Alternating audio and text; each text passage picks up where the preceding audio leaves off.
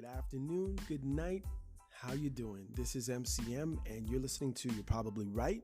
Today we are going to have a serious conversation. Well, maybe not a serious conversation, but there's going to be a serious talk happening here. Now, of course, I'm only doing the talking, but just stay tuned.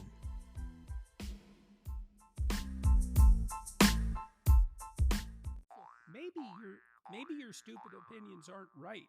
And are you so sure your life is going so much the way you want it to go, and you're such a bloody paragon of virtue, and the light is shining out every orifice, and everyone who disabuses you of your notions is evil?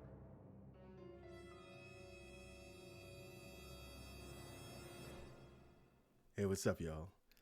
It is I, MCM. Hello and welcome to You're Probably Right. And thank you for tuning in to episode 211. Today we're diving into a topic that truly matters to everyone, I would say. Knowing your worth in love, life, and career. Why does self-worth matter so much? Because it impacts nearly every aspect of our life. That's why. Our decision making, our relationships, our emotional health, and our overall well-being. When you have a healthy sense of self-worth or self-esteem, now not too much, of course. I mean, the scriptures do say, let no man think more highly of himself than he ought. You could look that up. I don't have the scripture. You understand that your potential You understand your potential, and if you feel motivated to take on new challenges. But when life throws you curveballs, right? A painful breakup, a big failure, or even just getting so wrapped up in someone else and something else that we lose sight of ourselves. Our self-worth can take a hit, you know?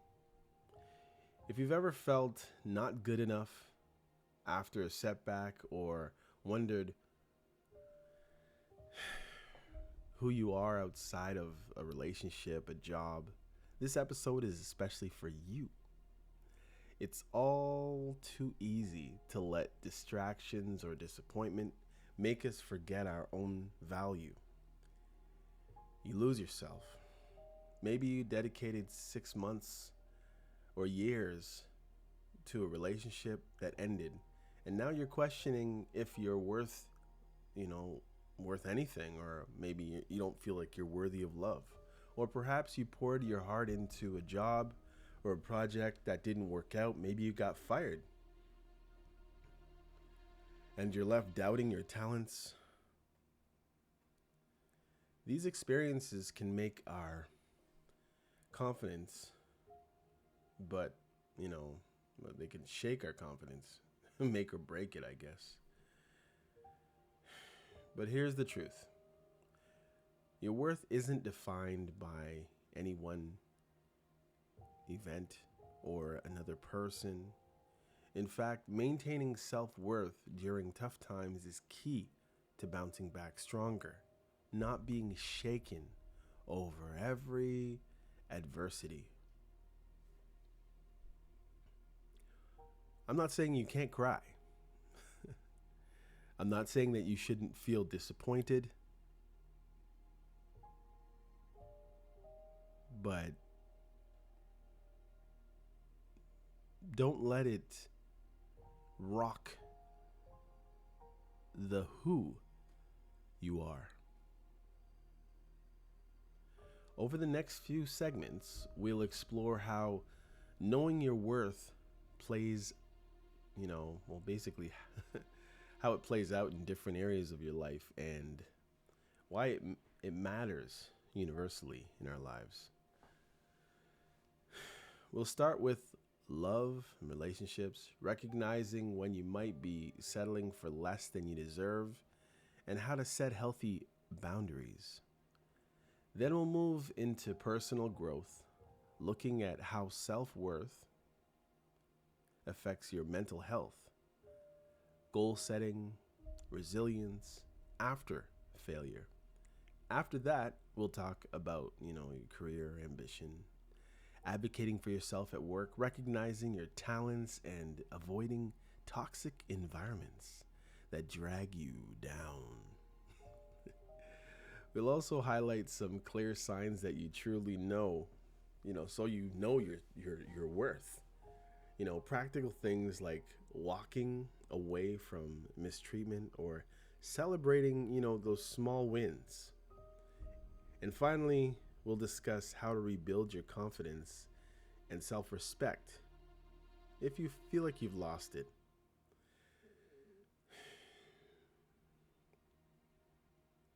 Whether due to rejection, a breakup, job loss, or any personal failure, by the end of this episode, I hope you'll feel more confident, more understood, and above all, more empowered to reclaim your sense of worth, no matter where you are in life. All right, so let's go. And before I start off, I just wanted to say again, thank you for joining. We've taken a little break here at good old You're Probably Right podcast. Again, I said I'm your host, MCM, and I'm happy you're here.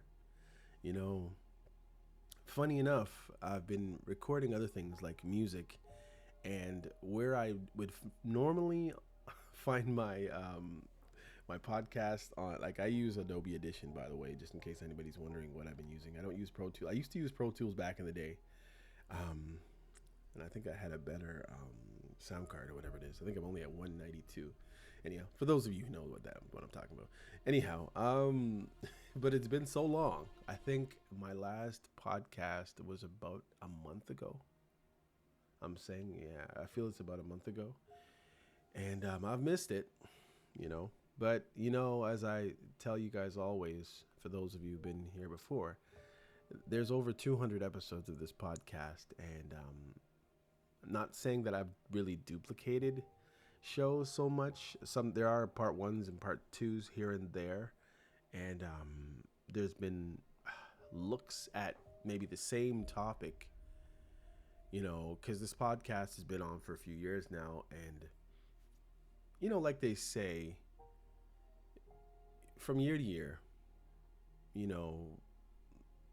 even from like every half a year, like your mindset on certain things should change because of experience, because of understanding, because of learning,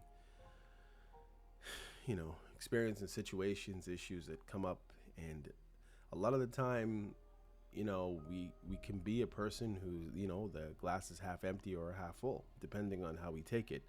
And it should change our aspects. It should change our feeling or our position on certain things at times.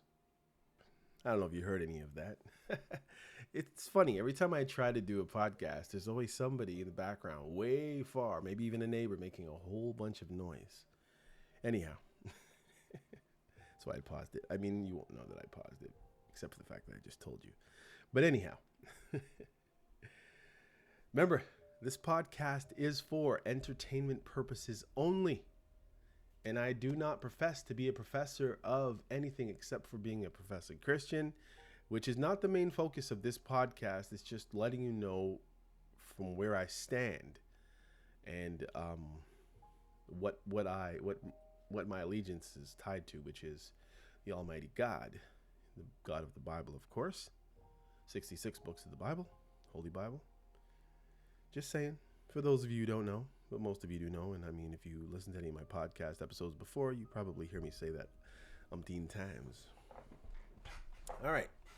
In our first segment, let's talk about self-worth in love and relationships.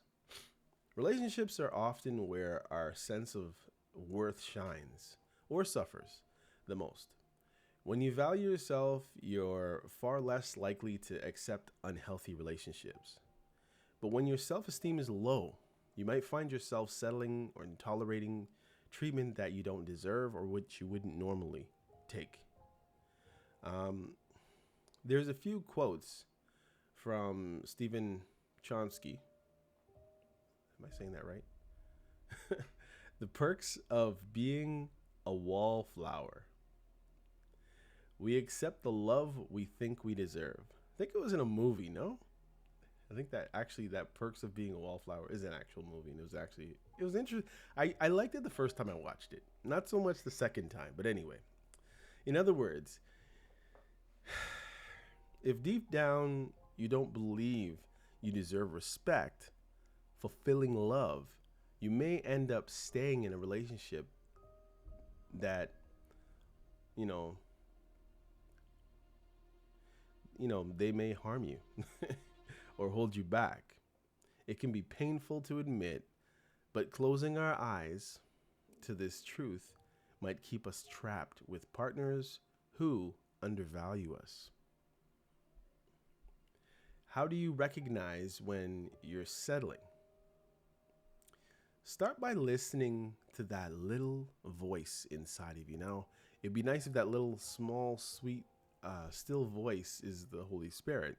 But for those of you who aren't believers, I guess people would say trust your instincts, right? Your gut feeling.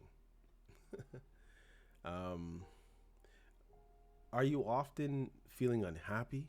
And this is just you looking at your life, looking how you feel day to day, from situation to situation. Um, you know, do you often feel unhappy or unfulfilled? Now, I know that some of these things can get jumbled up into one when maybe you're living a life that you probably shouldn't be living. And therefore, it might be difficult for you to differentiate between being unfulfilled because you're not living a godly life and being unfulfilled because you're following the wrong religion, or being unfulfilled because of your partner or yourself and the things and the choices that you've decided to be in, around, and all that other stuff. Yet, telling yourself this is as good as it gets, or I should be grateful I have someone. Many times we just feel that we don't deserve anybody, and we have somebody and we're like, well, you know what, we're lucky, or I'm lucky I have somebody. That can be an issue. Do you make excuses for your partner's lack of effort or disrespect? For example, if your partner dismisses your feelings or never supports your goals, you might rationalize it. They're just stressed, or at least I'm not alone. But being comfortable in a relationship that isn't truly meeting your needs is a red flag. And of course, I hate the term red flag. I think people use that term way too much. And just thinking about it, I think, and this is just me. Now, you don't have to take my 2 cents here. Yeah, I've experienced people talking about red flags. I think people need to be careful about using that term in your relationship. And the reason why I say that is because when you use it in your relationship or to the person you're in a relationship with,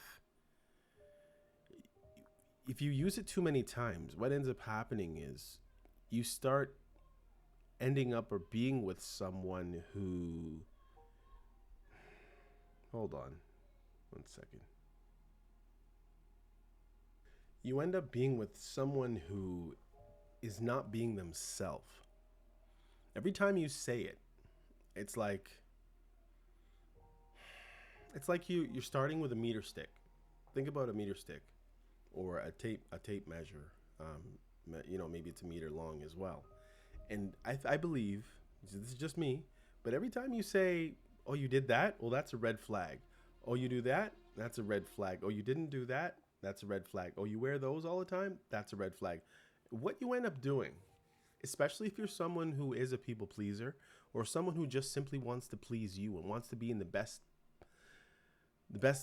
your good graces, for lack of a better term, I guess. You alter that person's character.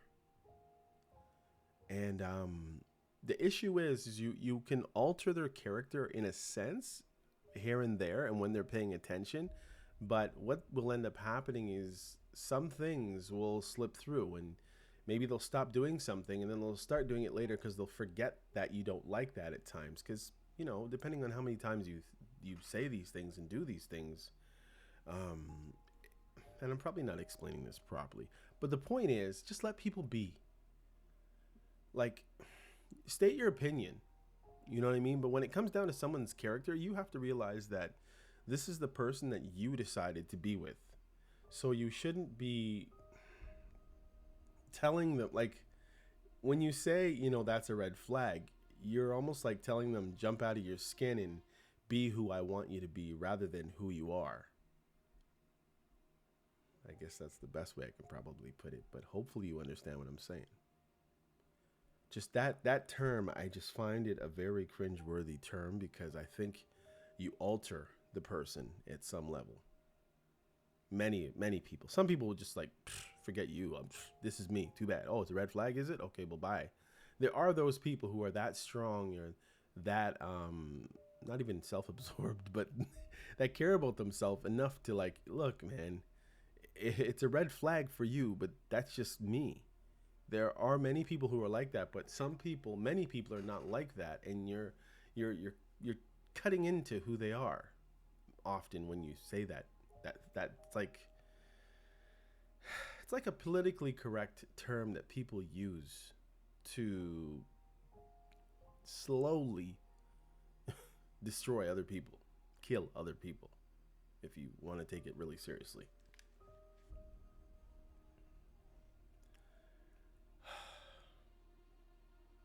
Let's see.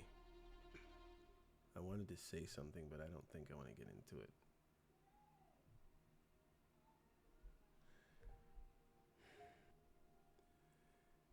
If a relationship consists or constantly makes you feel small, unseen, or not good enough, that's a sign you could be setting or settling for less than you deserve. One powerful gut check. I'm sorry I'm laughing because, I had peace and quiet up until I started doing this podcast. And I don't know if noise canceling is going to cancel this person. I don't know what to tell you, y'all. But anyway, one powerful gut check is to ask yourself, if a close friend or a loved one was in my shoes, would I encourage them to put up with this? If the answer is no, then really, at the end of the day, you probably shouldn't accept it either. If you know for a fact there's no good reason for what's happening and you haven't caused many things that are happening to you now, and you can't look back in your past and say, well, 10 years ago, I did this to this person. I stopped. Matter of fact, I repented of that type of behavior. And now, 10 years later, it's happening to me. I think I should just accept it because maybe that's just my lot in life now. Maybe this is the universe putting itself in the right space for my life. Like, it's just, no.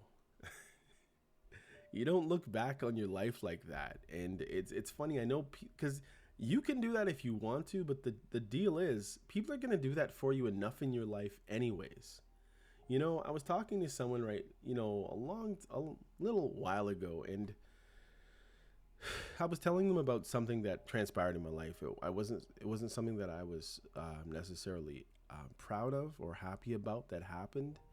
I took part in, and it's kind of strange, but you might have changed your life. You might have let go. You might have repented or whatever it is.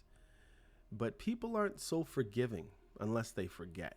If they remember, then many people will take their time and every once in a while remind you of your faults. Kind of like the devil does.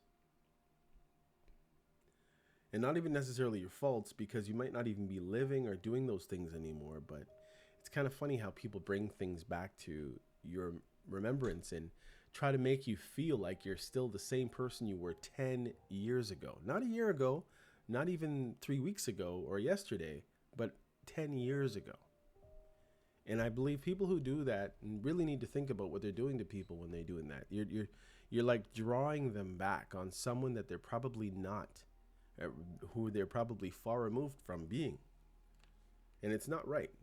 Again, it's like you're slowly trying to destroy someone or trying to put them in a box because maybe there's some lack in your own life or your character. Knowing your worth in a relationship also means respecting your own emotional needs. It's not selfish to have needs.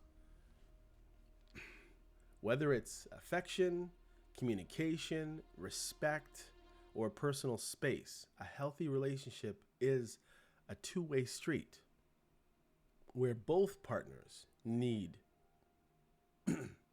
value from each, and where your values and where you're valued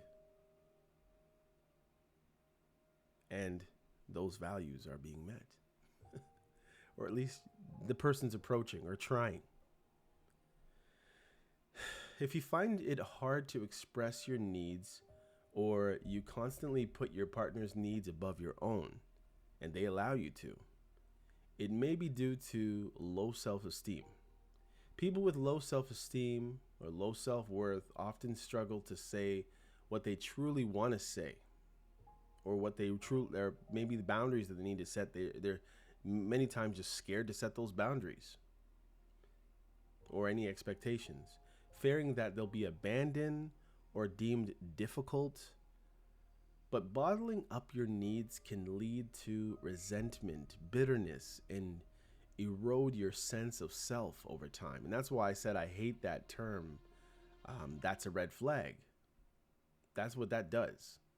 Respecting your needs might look like telling your partner you need more quality time together, or that you need them to speak to you with respect during disagreements. It might feel uncomfortable at first, especially if you're used to people pleasing or you're used to being walked over. However, expressing your needs is not only a sign of respect or self-respect, it's also essential for genuinely fulfilling, or being in a genuinely fulfilling relationship. This brings us to the importance of setting boundaries in relationships. Think about boundaries as the lines that protect your self-worth or well-being. They define what behavior is acceptable to you and what isn't. If you know your self-worth, you set boundaries without guilt. You understand that saying no when someone else, when something crosses the line, you should be able to say, "Hey man, you're crossing the line." It's not being rude, it's not being selfish. It's an act of self-respect. For instance, you might set a boundary that you won't tolerate being shouted at, or that you need an hour of alone time each day to recharge. Maybe you're an introvert like me. Sometimes people look at me and they're like, "Are you okay?" After maybe a big situation with a lot of people, and it's like, "Yeah, I'm fine. I'm just trying to recharge. I'm just over here being quiet, and you're fine to stay in my space. You just gotta let me just be." So don't, and I'm just being honest. This is how I deal. Like, sometimes I'll be sitting beside someone and they're like, "What's wrong? Are you angry? Are you mad? Are you sad? Like, what's going on? I could just see all this all over your face." And it's like, "No, I'm fine. It's just, I just need to sit here and recharge." That was a lot. Whatever I just experienced, that was a lot of people, social, blah, blah, blah stuff. And now I just need to recharge in a quiet space. And as I said, I'm able to recharge around another person, but they just gotta let me be. Enforcing a boundary might mean calmly letting your partner know, "I won't continue this conversation if you call me names," right? And then follow through. It could also mean maintaining your independence, keeping up with friends, hobbies, or career goals that are important to you, rather than letting the relationship consume your identity. And listen, I'm not saying that it shouldn't,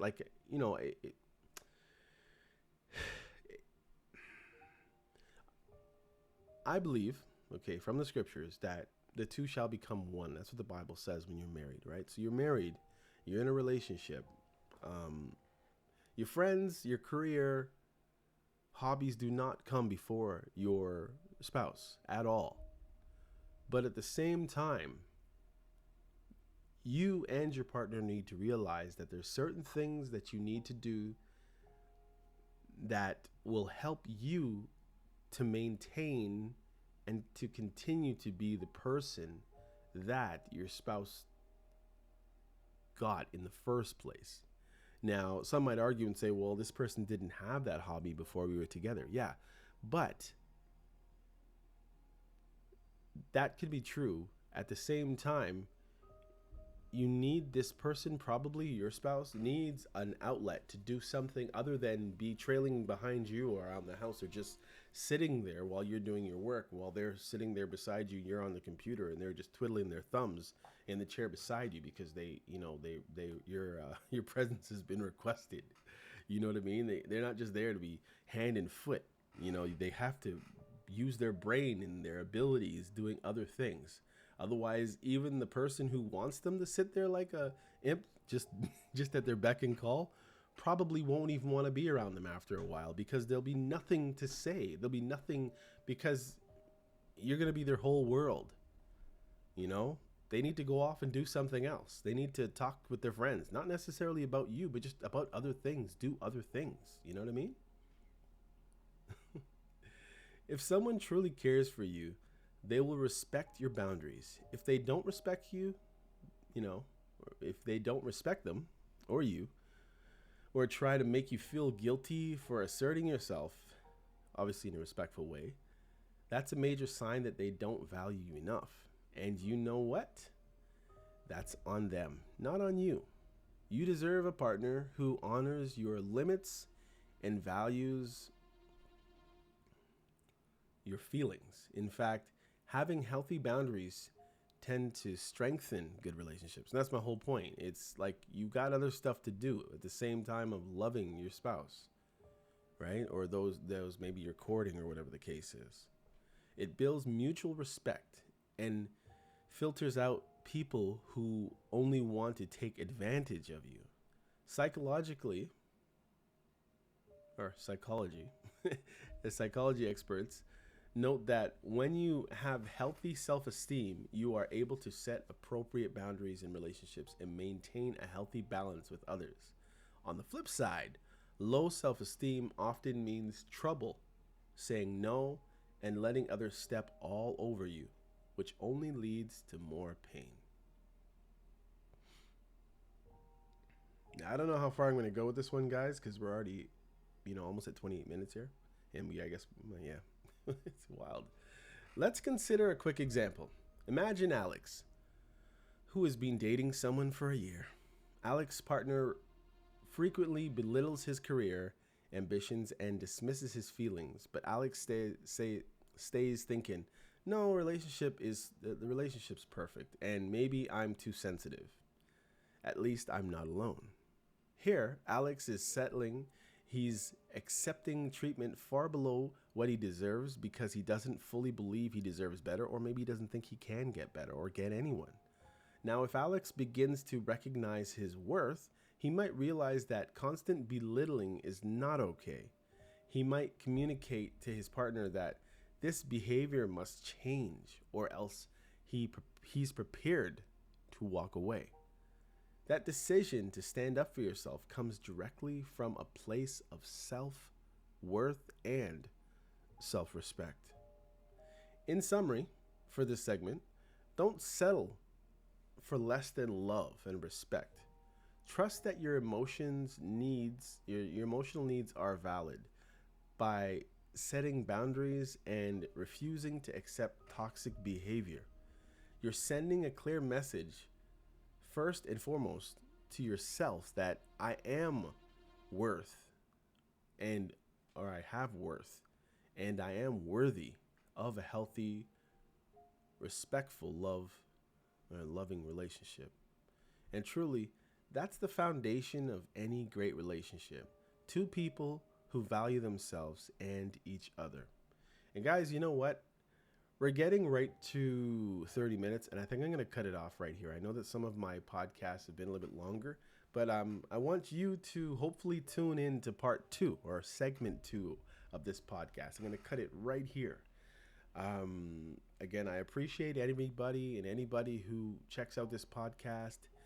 Please share it. It is on YouTube to a certain extent. In some other places, obviously, it's on a lot of different platforms, but I'm hoping that I don't want to be putting out more than people want. You know what I mean? Every once in a while, my algorithm, I don't know what happens. I think they throw me at the front of something, and I get a whole bunch of views. And like, oh, maybe it's happening now, and then it drops down again, and it's like I've put hours, crazy amount of minutes, crazy amount of time into this podcast, and I'm hoping that if you find value in this podcast, I am begging you, please go to Apple and just rate it. I'll have a few, very few ratings. I have way less ratings than I do downloads and listens. So I know that somebody's listening out there. And if it's just you, then I'm begging you. If you haven't rated this podcast, please, please, please just go to your browser, type in Apple Podcast, type in You're Probably Right. Not you are, you're probably right podcast, and you'll see my face. That's MCM. And I'm just asking that you could rate my podcast, please, so you'll bring it more to the forefront. If you are engaging and liking the content that I've been sharing with you over the years, then I think it's not such a hard thing to ask. I don't make any money off this podcast. It is a labor of love. So at the same time, even if you don't rate it, it's okay. You know, I just would appreciate it. Maybe it'd push me farther. And maybe if there's anything that's been of any use to you, then somebody else might be able to use the same information that you've got from here. Anyhow, this is MCM, and you are listening to You're Probably Right. Take care and see you next time. Hey, come check out You're Probably Right podcast. Society is getting more unpredictable every day, but at the same time, predictable in its unpredictability. Say that 4 times real fast. Come with me as I attempt to find clarity in all the fog while staying way outside the box and kicking the box way down the road with my size 12 ducks. I use the Bible, experience, education, fortune, misfortune, life's lessons, life's mistakes to sort through all the mess. I talk about news, God, God, self-help, sports, sickness, health, music, parenting, love, humbleness, hurt, pain, joy, and all the things that might make you say, I never thought of it that way. Hopefully, anyway. Also, I take a stab at answering tough and not so tough questions, and all the while understand that, listen, sometimes you end up in the hot seat and there's no thermostat. Well, that's how it is here. And because there's no topic, very few topics off the table, Torontonians will understand that Doug Ford reference there. Hopefully the podcast will be helpful and uplifting. And hey, maybe you'll find your own private Idaho here somewhere. Hope to see you soon.